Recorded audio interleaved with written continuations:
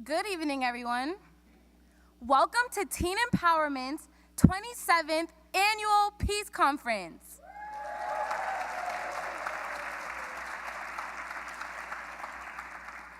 My name is Meyhara Coleman, and I am proud to say this is my first year as a youth organizer at Teen Empowerment. This year's Peace Conference, just like all 26 that took place prior to this one, is a chance to bring insight to the real things that are happening in our community and schools. It's a chance for young people to have our voices heard.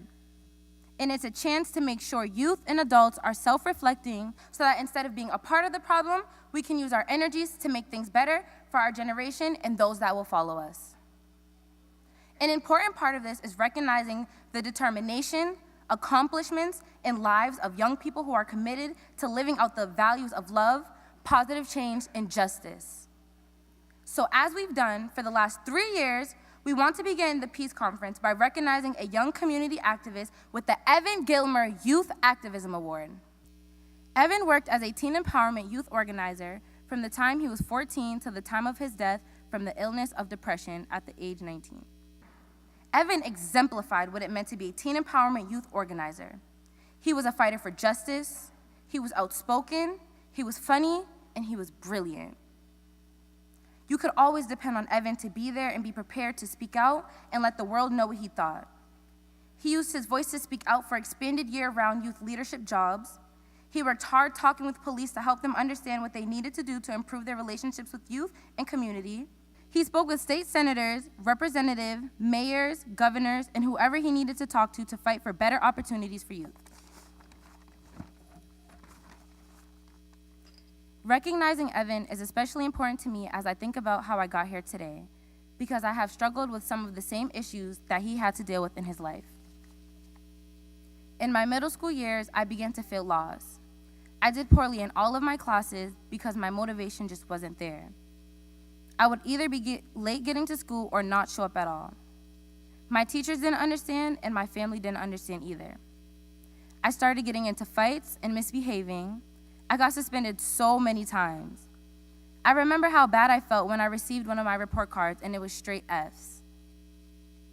I knew my mom wasn't proud of me, and honestly, I wasn't proud of myself either. My principal had a conversation with me one day and she told me, "Meyhara, you are so smart. You have so much potential. You should not be failing all of your classes. You're better than that." What she didn't realize was that I actually didn't know how smart I was, because I was used to failing, and I didn't actually know how much potential I had because I was depressed. I felt like an outcast. I just wanted to be normal, and I just wanted to be happy, but instead, I was hurting inside. There are so many young people in our community that are facing a difficult world and struggling to cope with negative messages that they get about themselves every day. Many choose to suffer in silence rather than risk the shame and humiliation of being labeled mentally ill, crazy, or worse.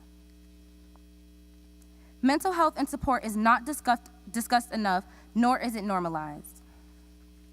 Us young people get blamed all the time for reacting to our unjust systems, but how do you expect us to react in an environment where we feel our voices and opinions aren't being heard? Because it's not like youth haven't been saying this. Our voices need to be heard. Youth play an important role in strengthening and improving youth outcomes. When young people rise up, amazing things can happen. Evan Gilmer dedicated his life to just this. Those who knew Evan knew that he would have wanted his legacy of activism to continue. That's why we created the Evan Gilmer Youth Activism Award that we give to a deserving young person each year who is advocating for their community. It is with the greatest pleasure that I present the Evan Gilmer Youth Activism Award to this year's honoree, Gabby Barroso. Thank you so much, Gabby. So I shared my story, which is mainly about mental health, but there are so many other relevant stories that need to be heard. Tonight is our chance to hear them. We hope you enjoy the show, and just to inform people, the performance includes references to drug abuse, suicide, and gun violence. And please join us for the reception after the show. That will include food, and you will be able to meet the cast, etc. Enjoy the show.